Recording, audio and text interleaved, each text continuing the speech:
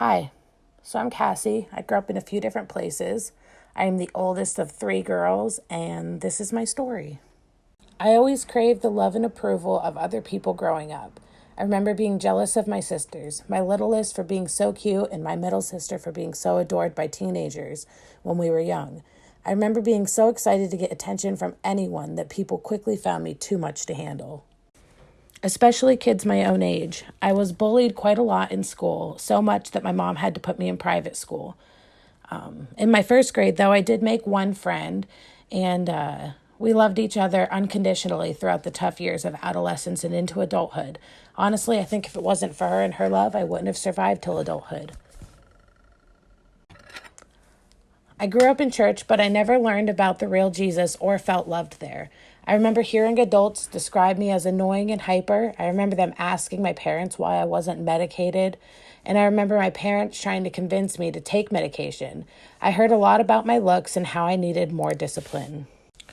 I have vivid memories of instances where I was just trying to be good and loved, and it would backfire on me. I would try to sing with my family because my sisters and mom did it, and I was told how awful and how tone deaf I was. I remember once writing a letter to my pastor apologizing for being me and upsetting him, and him reading it from the pulpit. I was completely devastated and embarrassed. Around the age of 15, I discovered boys. It didn't take long before my need to please and make people happy and people like me started to apply to them also. I never planned on having sex before I was married, but I would do a lot of other things. Eventually, that led me into a situation where I wasn't given a choice to wait till marriage.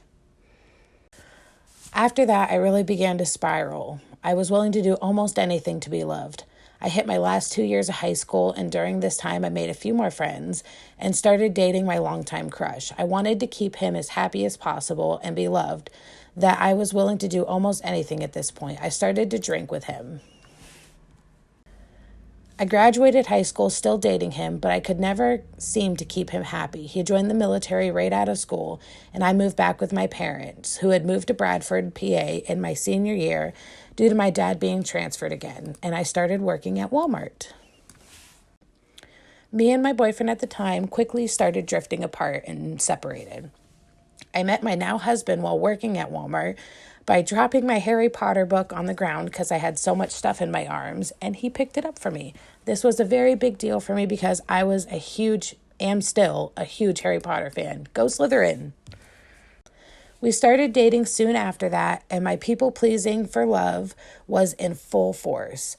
I began to drink more, started smoking cigarettes, and doing drugs with him and his friends every other week. I didn't get to see him at first on certain weeks. See, he had a daughter and would get her every other week, and she meant the world to him. When we became serious, he introduced me to her. She was 18 months old, and I was 18, and I loved her immediately. We became engaged very soon and lived two different lives. One week we were parents, and the next week we were partiers. This continued for a year or two into our marriage for us, and a little bit beyond that. Soon after we were married, I got pregnant. I quit everything we were doing, but encouraged my husband to keep at it. See, I was so desperate to be loved, and by this time my dad had cheated on my mom and left and came back, and I thought men just needed to be free. So in order to keep my husband, I needed to make sure he was free. So I knew my husband slept with other women and continued to party, and I let him do it. After my son was born, we went to visit my parents and see my sister graduate in Paris, Tennessee. I needed change, I needed stability, and my husband had just been laid off when the market got really bad in 2009. So we decided to move to Tennessee for a fresh start. Me and the baby stayed in Tennessee and worked on starting our life there. I started attending church with my family, and my husband went back to Pennsylvania to pack and tie up loose ends there and to pick up our oldest daughter. During this few weeks when I went to church with my mom, I would bucket because I didn't think my husband would approve of it, and I didn't want to displease him. But everyone at the church was so loving towards me. One morning I got a call from my husband, and he told me he was out partying the night before and he fell in a fire. At that moment, I almost left him. I almost told him to stay into Pennsylvania and I would stay in Tennessee. I didn't want that life anymore, but I didn't tell him that. My tongue was tied. I hung up and I cried. Him and my oldest soon joined me in Tennessee. So one of the stipulations with living with my parents is that we had to attend church. So me and my husband would sit in the back and ridicule the whole thing because we didn't want to be there. My mom had decided that she wanted to go visit my grandparents in Connecticut and bring her grandbabies with so that they could meet them. So we packed up the kids and took them to Connecticut. My husband had to stay home because he had just started a job in Tennessee. Because my mom was away, he didn't have to attend church that Sunday, but he did anyway. While I was in Connecticut, I got a phone call that my husband went to church on his own, by choice, and decided to turn his life over to Christ. I was completely shocked. I was also really nervous and really excited at the same time. See, in my heart, I was back and forth with Christ because I wanted the love that the people at this church were showing me, but I also wanted to stay where my husband was at. So when he called me that day, it was amazing. When I got home, we started attending Celebrate Recovery. I met several women here who started to teach me what it was like to love like Christ and what it was like to love people like Christ. Me and my husband were hungry to learn more about Jesus, so we joined every single class this church had to offer: MAP class, soul care, Bible study, life group, anything we could get our hands on. I wasn't always happy during this time. I still struggled a lot with my people pleasing and my need to be accepted. I learned not everyone in church represented Christ's love, but I grew. Me and my husband were all or nothing in our choices. When we made decision, we jumped head first. We grew for several years in Tennessee, but we felt Christ calling us back to Pennsylvania.